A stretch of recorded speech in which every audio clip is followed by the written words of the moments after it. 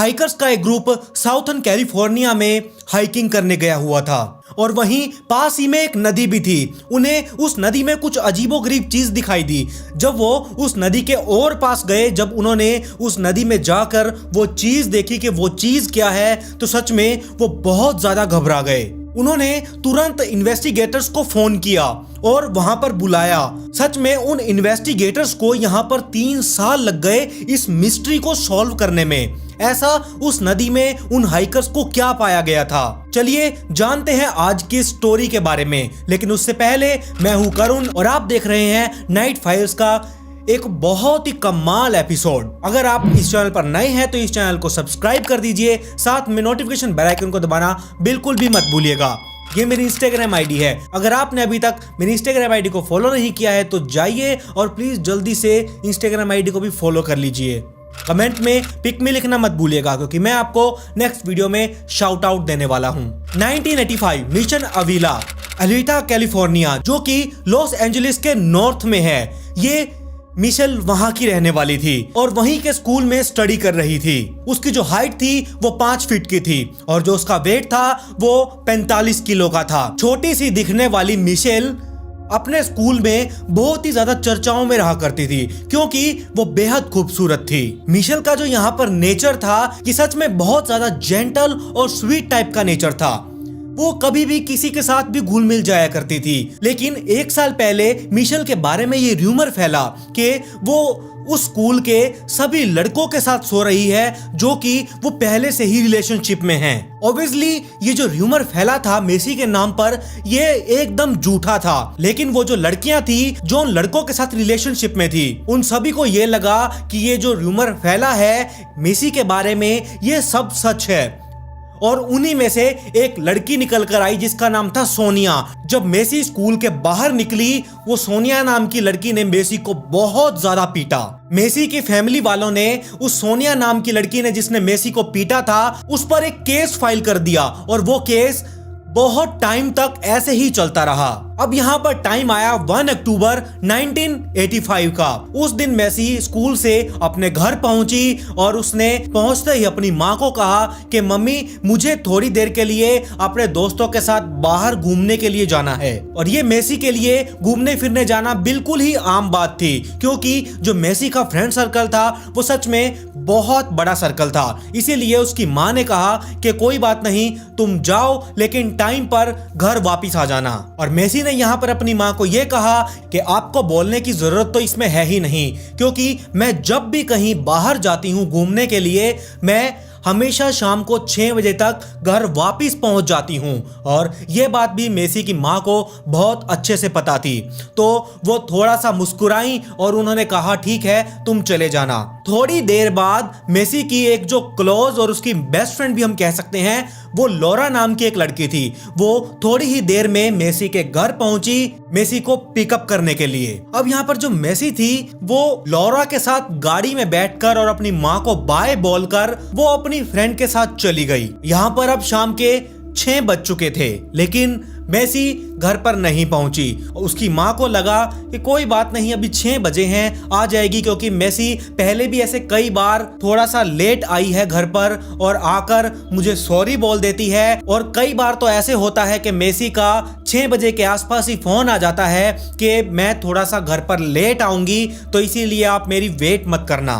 क्योंकि जो मेसी थी वो अपने दोस्तों के साथ बहुत ही प्यार किया करती थी, उनके साथ वो घुल मिल कर रहा करती थी और उसे अपने दोस्तों के साथ टाइम स्पेंड करना सच में बहुत ही अच्छा लगता था। इसीलिए उसकी माँ ने ज्यादा टेंशन नहीं ली। अब उसी दिन की शाम को 6:30 बजे के आसपास मेसी के घर का फोन बजा और उसके घर में तो सिर्फ उसकी माँ ही थी। उन्होंने फोन उठाया और ये फोन लॉरा का था। लॉरा ने यहाँ पर कहा कि मेसी क्या घर पर आ चुकी है। उसकी माँ ने कहा ये क्या मतलब है मेसी घर पर आ चुकी है, वो तो तुम्हारे साथ गई थी और अभी तक तो घर पर भी वो नहीं आई है, तो मेसी कहाँ है। तो मेसी की माँ ने यहाँ पर लॉरा से पूछा कि आखिर दोपहर को तुम लोग गए कहाँ थे, अगर तुम घर पहुंच गई हो तो मेसी यहाँ पर कहाँ है।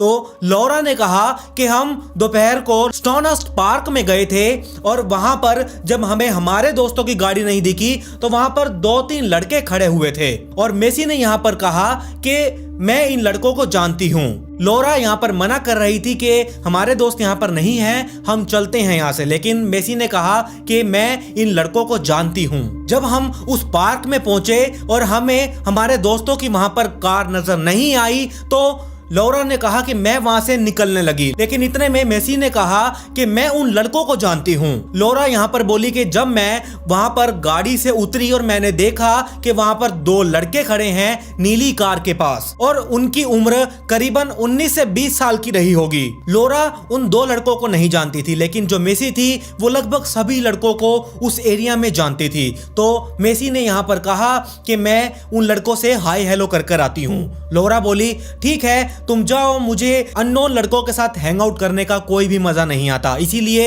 मैं यहीं पर रुकती हूँ। तो वहां पर लोरा दोबारा बोली कि तुम चलो वहां पर, मैं इतने में गाड़ी पार्क कर लेती हूँ। मेसी यहाँ पर उस कार से उतरी और उन लड़कों को इशारा किया।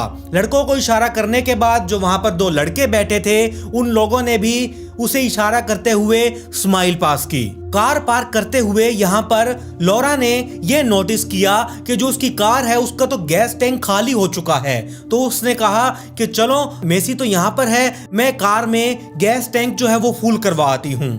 तो लोरा गैस टैंक फुल करवाने के लिए वहीं से चली गई। लोरा जब अपनी कार का टैंक फुल करवा कर पहुंची तब लोरा ने वहां पर देखा ना तो वहां पर दो लड़के खड़े हैं और जो उनके साथ नीली कार थी जहां पर लड़के खड़े थे वो कार भी नहीं है। तो वो सब कहां गए? लोरा अपनी गाड़ी में बैठकर ही सोच रही थी कि आखिर वो कहां जा सकते हैं। और लोरा ने कहा कि मैं उससे मेसी से मैसेज या फिर कॉल करके भी नहीं पूछ पाई। फिर लोरा ने ये सोचा कि वो लड़के तो उसे बहुत अच्छे से जानते थे। लोरा ने यहाँ पर सोचा कि मेसी को वो जो दो लड़के थे वो बहुत अच्छे से जानते थे और मेसी भी उनसे बड़े ही प्यार से घुल मिल रही थी, बातचीत कर रही थी। और मेसी यहाँ पर बच्ची तो है नहीं, वो कहीं पर भी गए हो वो लड़के मेसी को यहाँ पर घर छोड़ ही देंगे। तो लोरा ये सोचकर अपने घर चली गई। और ठीक 6 बजे के बाद लोरा ने मेसी के घर फोन किया क्योंकि उसे भी पता था मेसी 6 बजे तक, हद 6:30 बजे तक अपने घर पहुंच जाती है। लेकिन मेसी तो घर आई ही नहीं थी। यहाँ पर मेसी की माँ ने कहा कि मेसी तो अभी तक घर नहीं आई है, आखिर वो जा कहाँ सकती है। तो मेसी की माँ और जो लोरा थी उन्होंने पुलिस वालों को कंप्लेंट तो नहीं की, लेकिन वो मेसी के सभी दोस्तों को कॉल करके मैसेज करके उनसे पूछ रहे थे कि मेसी तुम्हारे पास तो नहीं आई है। आधी से ज्यादा रात बीत चुकी थी, वो मेसी को दोनों ढूंढ रहे थे। यानी कि लोरा और मेसी की जो माँ थी वो मेसी को आधी रात तक ढूंढते रहे, लेकिन मेसी के बारे में उन्हें कोई भी क्लू नहीं मिला। मेसी की माँ और लोरा जो आधी रात तक मेसी को ढूंढ रहे थे वो फिर एक टाइम पर शांत हो गए। उन्होंने कहा कोई बात नहीं, हम सुबह होने का वेट करते हैं, क्या पता सुबह तक मेसी घर आ जाए या फिर मेसी का कोई ना कोई क्लू मिल जाए कि मेसी कहाँ पर है, वो कहाँ पर गई थी, वो लड़के कौन थे। लेकिन यहाँ पर सुबह भी हो गई और मेसी का कुछ भी अता पता नहीं था। तो मेसी की माँ और लोरा पुलिस स्टेशन पहुंचे। पुलिस स्टेशन जब वो पहुंचे उन्होंने पुलिस वालों को कहा कि हमारी एक लड़की है जिसका नाम मेसी है, वो कल की बाहर है, अभी तक घर नहीं आई। ऐसे बोलकर उन्होंने मेसी की मिसिंग की कंप्लेंट दर्ज करवा दी। यहाँ पर कंप्लेंट दर्ज हो चुकी थी। पुलिस वाले तो अब यही सोच रहे थे कि स्टार्टिंग इस केस की कहां से करें। तो उन्होंने सबसे पहले लोरा को ही पकड़ा। जब उन्होंने लोरा से पूछताछ की कि वो लड़के कौन थे, क्या मेसी ने उन लड़कों के बारे में तुम्हें कुछ बताया था कि वो कहां जाने वाले हैं, कहां के रहने वाले हैं, या फिर कुछ भी एनीथिंग। लोरा ने यहाँ पर साफ मना कर दिया कि मुझे मेसी ने उन लड़कों के बारे में कुछ भी नहीं बताया। पुलिस वालों ने यहाँ पर अब मेसी को ढूंढना शुरू कर दिया। मेसी की सर्चिंग शुरू कर दी थी, हर जगह मेसी को ही ढूंढा जा रहा था। और जो इधर आयन थी यानी कि मेसी की माँ, उन्होंने भी अपना तामझाम गाड़ी में इकट्ठा किया और निकल दी लंबी सैर पर, यानी कि मेसी को ढूंढने। हर जगह, हर सिटी में वहां पर जितने भी एरियाज थे सारी जगहों को खंगाल लिया, लेकिन मेसी का कुछ भी अता पता नहीं चला। और इधर से लोरा भी अपनी गाड़ी लेकर मेसी को ढूंढने के लिए निकल गई। जो मेसी के रिश्तेदार थे उन्होंने भी कोई कमी नहीं छोड़ी मेसी को ढूंढने में, लेकिन मेसी का यहाँ पर कुछ भी अता पता नहीं चल रहा था। 3 दिन बाद यानी कि 4 अक्टूबर 1985 मेसी यहां पर अब मिल चुके थे। जी हां, मिसी तो क्या, उसकी डेड बॉडी ही मिली थी। वो एक घने जंगल में हाइकर्स अपनी हाइकिंग के लिए जा रहे थे। पास ही में एक नदी में उन्हें एक बहुत ही गंदी हालत में मिसी की वहां पर उन्हें डेड बॉडी मिली। बहुत ज्यादा गंदी हो चुकी थी, उसके मुंह से खून निकल रहा था, पता नहीं क्या क्या चीजें थी, लेकिन उस बॉडी की हालत सच में बहुत ज्यादा बुरी थी। 3 दिन बाद यहाँ पर मेसी तो मिल चुकी थी, लेकिन जो ये केस सॉल्व हुआ, सच में इस केस को सॉल्व होने में 3 सालों का समय लग गया। आखिर ऐसा क्यों? चलिए मैं आगे आपको बताता हूं ऐसा क्यों हुआ, आखिर 3 साल क्यों लगे इस केस को सॉल्व करने के लिए। 1 अक्टूबर को मेसी अपने घर से निकली थी लॉरा के साथ हैंग आउट करने, ये मैं आपको बता चुका हूँ। उस दिन आखिर क्या हुआ था वो भी बताऊंगा, लेकिन उससे पहले आपको मेसी के बैकग्राउंड में जाना पड़ेगा। मेसी की जो पर्सनल लाइफ थी उसके बारे में थोड़ा आपको समझना होगा। तो मैं यहाँ पर अब आपको बताता हूँ। जो यहाँ पर मेसी थी उसकी 2 क्लोज फ्रेंड थी, यानी कि एक लॉरा और दूसरी थी 17 साल की कैरेन। ये जो लॉरा और कैरेन थी ये मिसी के साथ बचपन से ही रह रहे थे, एक ही स्कूल में, एक ही क्लास में, मतलब कि बहुत अच्छा बॉन्ड था इन तीनों के बीच में। लेकिन 1 महीना पहले एक और र्यूमर फैला था मेसी के नाम पर कि मेसी लॉरा और कैरेन के बॉयफ्रेंड के साथ भी सो रही है। जैसे कि 1 साल पहले मेसी के नाम पर एक र्यूमर फैला था, लेकिन कैरेन और लॉरा इस बात को जानते थे कि जो पहले मेसी के नाम पर र्यूमर फैला था कि वो लड़कों के साथ सो रही है जो रिलेशनशिप में है, वो र्यूमर गलत था। ये वाला र्यूमर भी गलत हो सकता है, लेकिन इन्हें लग रहा था क्या पता इस बार ये जो र्यूमर फैला है मेसी के लिए, मेसी के नाम पर, क्या पता ये सच भी हो। तो उन दोनों ने कंसर्न किया यहाँ पर मेसी से यानी कि जाकर कैरेन और लॉरा ने पूछ ही लिया, क्या तुम हमारे बॉयफ्रेंड के साथ सोई हो? ऐसा रूमर एक बार फिर फैला है।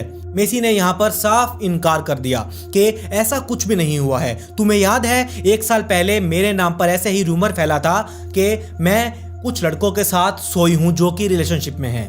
वो झूठ था? तो उन्होंने कहा हाँ वो झूठ था। मेसी ने कहा कि ये भी तो झूठ है, ये सच नहीं है, तुम मेरी बेस्ट फ्रेंड्स हो, मुझ पर तो तुम बिलीव करो। लेकिन कैरेन को यहाँ पर शक जा रहा था। लॉरा तो एक बार मान चुकी थी, लेकिन जो कैरेन थी उसको मेसी पर शक जा रहा था। और इसी बीच बातचीत करते हुए इस मैटर को लेकर सीरियसली कैरेन और मेसी के बीच में फाइट हो गई। यहाँ पर जब इनकी बातचीत चल रही थी, रियल में सीरियसली फाइट हो रही थी, तब कैरेन को ये लगा, जब मेसी बार बार बोल रही थी कि ये झूठ है, पहले भी ऐसा हो चुका है, झूठ रूमर पहले भी फैल चुका है, लेकिन यहाँ पर कैरेन ने कहा कि मैंने तुम्हें कई बार नोटिस किया है मेरे बॉयफ्रेंड के साथ तुम मस्करियां कर रही थी, यानी कि उसके साथ बैठकर चिपा चिपी यानी कि छेड़छाड़ कर रही थी। तो कैरेन को यहाँ पर यह चीज सच लग रही थी, तो इसीलिए कैरेन ने यहाँ पर मेसी को एक तमाचा जड़ दिया। जब कैरेन ने मेसी के ऊपर हाथ उठाया तब कैरेन को यह समझ आ चुका था कि अब फाइट बहुत ज्यादा बढ़ चुकी है और मैं अपनी लाइन क्रॉस कर चुकी हूँ। यहाँ पर मेसी और जो लॉरा थी इन दोनों के बीच में तो पैचअप हो गया, दोनों बातचीत करने लगी, वापस से फ्रेंड बन गई। लेकिन जो कैरेन थी और मेसी थी ये दोनों एक दूसरे को अवॉइड करने लगी, सामने से आना, एक दूसरे को इग्नोर कर देना, जब कोई बातचीत हो तो इग्नोर कर देना, मतलब कि टोटली इग्नोर। इन दोनों की फ्रेंडशिप अब यहाँ पर खत्म हो चुकी थी। लेकिन लॉरा के साथ मेसी की बहुत अच्छी पट रही थी पहले की तरह। फिर एक दिन आया यानी कि 1 अक्टूबर 1985 का, जब कैरेन ने मेसी को सॉरी बोला और इनके बीच पैचअप हो गया।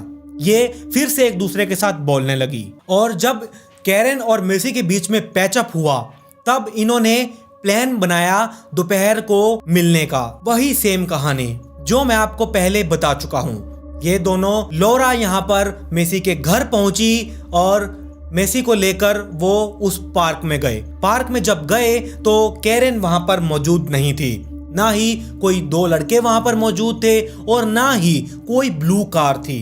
ये सब एक स्टोरी थी लॉरा की। ये स्टोरी लॉरा ने क्यों गाई थी, मतलब कि क्यों पुलिस वालों को और मेसी की मां को बताई थी, क्योंकि जो रियल स्टोरी है उसे कवर अप करने के लिए। लॉरा और मेसी ने स्टोनहर्स्ट पार्क की पार्किंग में कैरेन का वेट करने लगे। जब थोड़ी देर बाद कैरेन अपनी गाड़ी लेकर पहुंची तो उस गाड़ी में एक 17 साल की लड़की यानी कि ईवा वो भी मौजूद थी। वो जो एवा थी, कैरन ईवा को ये कहकर लेके आई थी कि हम पार्टी करने के लिए जा रहे हैं, यानी कि कुछ खाने पीने के लिए जा रहे हैं किसी होटल में। जब ये स्टोनहर्स्ट पार्क में पहुंचे, उसकी पार्किंग में पहुंचे, तब एवा ने कहा कि ये क्या है, हम कहीं और जाने वाले थे, तुम मुझे कहीं और लेकर आ गई हो, चक्कर क्या है, ये सब चल क्या रहा है। ईवा को यहाँ पर कुछ भी समझ में नहीं आ रहा था। जो कैरन थी वो उस पार्क की पार्किंग में पहुंची। कैरन ने अपनी गाड़ी लौरा की गाड़ी के बिल्कुल बराबर लाकर खड़ी कर दी और यहाँ पर गाड़ी रोकते ही कैरन लौरा के ऊपर बरस गई एकदम।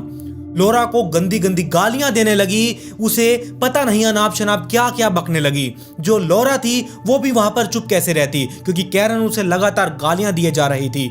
लौरा भी चुप नहीं बैठी, उसने भी पलट जवाब में कैरन को बहुत गंदी गंदी गालियां बकी। और ऐसे ही ये दोनों जब लड़ रही थी अपनी अपनी गाड़ी में बैठकर, जो उन दोनों गाड़ी में पैसेंजर सीट पर, कनेक्टर सीट पर, जो ड्राइविंग सीट के साथ ही एक सीट होती है, उस सीट पर ईवा और एक गाड़ी में लौरा के साथ मेसी बैठी हुई थी। ये दोनों देख रही थी कि ये चल क्या रहा है, अभी गाड़ी नहीं रुकी और इन दोनों ने लड़ना स्टार्ट तो क्या, एक दूसरे को गंदी गंदी गालियां देना शुरू कर दिया। आखिर ये चल क्या रहा है। ये सब चल ही रहा था, इतनी देर में कैरन ने वहां से अपनी गाड़ी तेज स्पीड में भगाई। लौरा ने भी अपनी गाड़ी कैरन के पीछे भगाई। ऐसे ही 45 मिनटों तक ये दोनों एक दूसरे का पहाड़ी इलाके में पीछा करते रहे और 45 मिनट बाद ये दोनों एक डीप फॉरेस्ट के बीच में जाकर रुक गए। ईवा और जो मेसी दोनों अलग अलग गाड़ियों में बैठी थी। ईवा बैठी थी कैरन के साथ, मेसी बैठी थी लौरा के साथ। इन दोनों ने बेअंत रोकने की कोशिश की इन दोनों को, लेकिन ये दोनों रुकी ही नहीं। गाड़ी ऐसे भगा रही थी पूछो मत, बहुत ही गंदे तरीके से, वो भी पहाड़ी इलाके में। अब खुद सोचिए पहाड़ी इलाके में गाड़ी चलाना कितना खतरनाक होता है। ये दोनों उन्हें समझाने की तो बहुत ज्यादा कोशिश कर रहे थे, लेकिन इन दोनों को ये नहीं पता था कि ये जो झमेला चल रहा है, एक दूसरे के पीछे गाड़ियां भगाई जा रही हैं, एक दूसरे को लगातार गालियों पे गालियां, ये लड़ाई जो चल रही है, ये सब प्लानिंग है लौरा और कैरन के बीच में। इन दोनों ने जंगल के बीचों बीच अपनी गाड़ी लाकर खड़ी कर दी और गाड़ी से उतरकर ये दोनों एक दूसरे के ऊपर फिर चढ़ गई। लगातार एक दूसरे को गालियां बकने लगी, बहुत गंदी गंदी, एक दूसरे के ऊपर हाथ उठाने को हो गई थी। यहाँ पर मेसी सब कुछ होता हुआ देख रही थी। मेसी को ये लगा अब मेरी दो बेस्ट फ्रेंड हैं और ये दोनों आपस में लड़ती जा रही हैं, मुझे कुछ ना कुछ तो करना चाहिए, ऐसे तो बात नहीं बनेगी। जैसे ही यहाँ पर मेसी गाड़ी से उतरने लगी, मेसी गाड़ी से उतरती तो क्या, इतने में लौरा और कैरन मेसी के पास आ गई और उन्होंने सीधा मेसी के पास आकर यही बात बोली कि हम एक दूसरे से नाराज नहीं हैं, हम तो तुझसे नाराज हैं। यहाँ पर मेसी अब गाड़ी से जब उतर रही थी, उन्होंने ना तो उसे गाड़ी से उतरने दिया और ना ही मेसी को गाड़ी का गेट बंद करने दिया। फिर जब कुछ देर तक मेसी को भी गालियां बकना शुरू कर दिया, तब कैरन और लौरा ने दोनों ने मेसी को खींचकर गाड़ी से बाहर निकाला और जंगल में धक्का दे दिया। यहाँ पर मेसी नीचे गिर चुकी थी, उसे अब पता था कि मैं यहाँ पर फंस चुकी हूँ और मेसी यहाँ पर बेचारी कुछ भी नहीं कर पाती, क्योंकि जो लौरा और कैरन थी वो फिजिकली मेसी से बहुत ज़्यादा स्ट्रॉन्ग थे। मेसी यहाँ पर उन दोनों से फाइट करना तो छोड़ो, उन दोनों से खुद का बचाव भी नहीं कर पाती थी, क्योंकि वो सच में फिजिकली थोड़ी सी कमज़ोर थी। कैरन और लौरा ने मेसी को वहीं पर मारना शुरू कर दिया। लगातार उस पर वार पे वार किए जा रहे थे और फिर लौरा के पास में एक चाकू था, उसने वो चाकू निकाला और मेसी के बाल काटने लगे, क्योंकि लौरा को यहाँ पर पता था मेसी अपने बालों से बहुत ही ज्यादा प्यार करती है, इसीलिए वो चाकू से मेसी के बालों को काटने लगी। और यहाँ पर कैरन के पास कोई चाकू नहीं था, कोई हथियार नहीं था, इसीलिए उसने एक बहुत ही गंदी हरकत की। हरकत तो क्या, उसने अपने हाथों से ही मेसी के बालों को पाड़ना शुरू कर दिया।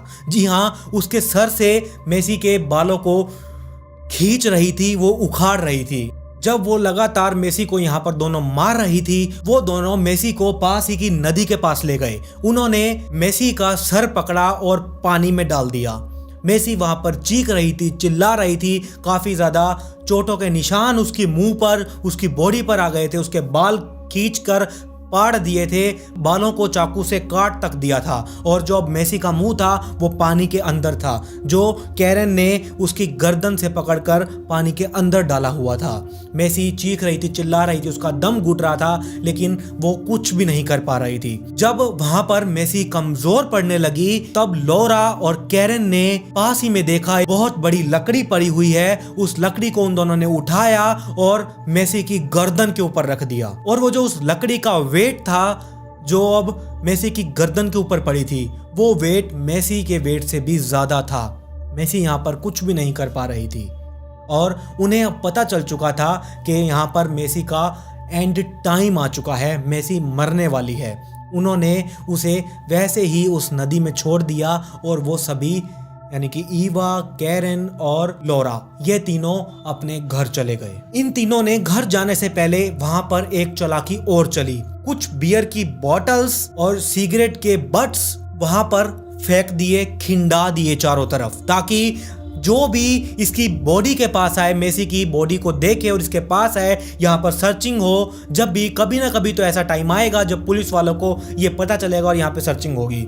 तो जो उन्होंने स्टोरी, एक कहानी बनाई थी और पुलिस वालों को यही लगा जब 3 दिन बाद यानी कि 4 अक्टूबर को मेसी की बॉडी मिली थी हाइकर्स के थ्रू, तब वहां पर सर्चिंग की गई तो पुलिस वालों को भी यही लगा मेसी यहां पर लड़के के साथ ही गई थी और ये काम उन्हीं 2 लड़कों का है। उन्होंने यहां पर मेसी को मारकर फेंक दिया और वो चले गए। आखिर 3 साल बाद ईवा पुलिस स्टेशन पहुंची। उसने पुलिस वालों को कहा कि जो मेसी का मर्डर हुआ था वो किसी लड़के ने नहीं बल्कि लौरा और कैरन ने ही किया था। सच अब यहाँ पर 3 साल बाद खुला था। जो मेसी थी वो सच में बहुत ही ज्यादा ब्यूटीफुल थी, इसीलिए मेसी के साथ लोग घुल मिल कर रहा करते थे, उसे घुल मिल कर बात किया करते थे। हमेशा मेसी के फेस पर एक स्माइल भी रहा करती थी और लोग तभी उससे बात करना पसंद करते थे। जो भी नया लड़का या नई लड़की स्कूल में आती वो मेसी को देखते हमेशा वो उसके साथ दोस्ती करना चाहते थे। और जो यहाँ पर कैरन और लौरा थी वो दिखने में ठीक ठाक ही थी, मतलब कि मेसी जितनी ब्यूटीफुल नहीं थी, तो इसीलिए उन्हें इस बात पर भी चिढ़ हुआ करती थी क्योंकि मेसी उनसे बहुत ज्यादा खूबसूरत थी। इसीलिए उन दोनों को यही लगता था हम दोनों इतने अच्छे नहीं दिखते, हमसे कोई बातचीत नहीं करता, वो जलन सी महसूस करने लगे थे। इसीलिए 1 साल पहले इन दोनों ने ही मेसी के बारे में वो र्यूमर फैलाया था कि मेसी उन लड़कों के साथ सो रही है जो पहले से ही रिलेशनशिप में हैं। वो किया धरा भी इन दोनों का ही था। दोस्ती तो सिर्फ एक बहाना थी। और उसके बाद जब वो पहला र्यूमर फैला था तब भी मेसी को बहुत बुरे तरीके से पीटा गया था। इन्हें लगा कि ये कोई बड़ी बात नहीं है, ये तो भी पीटी है, इसके साथ और भी बुरा होना चाहिए। इसीलिए इन दोनों ने एक दूसरा जो र्यूमर फैला था इन दोनों के बॉयफ्रेंड के साथ रिलेशनशिप में आने का, सोने का, वो भी इन दोनों ने ही फैलाया था। तब इन दोनों ने उसे खूब मारा, तब भी इन्हें चैन नहीं मिला। तो इन्होंने सितंबर 1985 में मेसी का मर्डर करने का प्लान बनाया और इन्होंने एक कहानी पहले से ही अपने माइंड में बिठा ली थी कि हम जो भी करेंगे वो एक स्टोरी की तरह पहले ही तैयार कर लें और सब कुछ हमें वैसे ही करना है और आगे भी हमने वैसे ही कहना है ताकि हम बच सकें, हमें कुछ ना हो। और यहाँ पर ये मेसी बेचारी फंस गई क्योंकि वो फ्रेंडशिप में बिलीव किया करती थी, वो फ्रेंडशिप में कुछ भी करने के लिए तैयार थी और यहीं पर मेसी इन दोनों के चंगुल में फंस गई थी। और एंड में जब 3 साल बाद ये केस खुला, ओपन हुआ, सच्चाई सामने आई लौरा और कैरन की, तब इन्हें उम्र कैद की जेल सुना दी गई। और आखिरकार सितंबर 2011 में कैरन जेल से पैरोल पर बाहर आ गई और 1 साल बाद लौरा भी जेल से पैरोल पर बाहर आ चुकी थी। एक मर्डर करने के बावजूद भी वो भी अपनी ही फ्रेंड का पहले भरोसा जीतना, उसके बाद उसके मर्डर की प्लानिंग करना, एक स्टोरी रचना और फिर एंड में उसे मार देना। कहां तक का ये सही था? ये एकदम गलत था। फ्रेंडशिप के ऊपर से भरोसा ही उस टाइम पर लड़कियों को उठ चुका था और ये होना भी ऐसा ही था क्योंकि ये बहुत ही गंदा क्राइम था। क्राइम करने के बाद भी, अपनी ही बेस्ट फ्रेंड को मारने के बाद इन्हें लाइफ टाइम की जेल तो हो गई, लेकिन ये एक टाइम पर दोनों वापस जेल से बाहर आ गई। आपको ये स्टोरी कैसे लगी आप मुझे कमेंट सेक्शन में जरूर बताइएगा। क्या आपने पहले कभी ये कहीं स्टोरी सुनी है, इसके बारे में मुझे जरूर बताइएगा।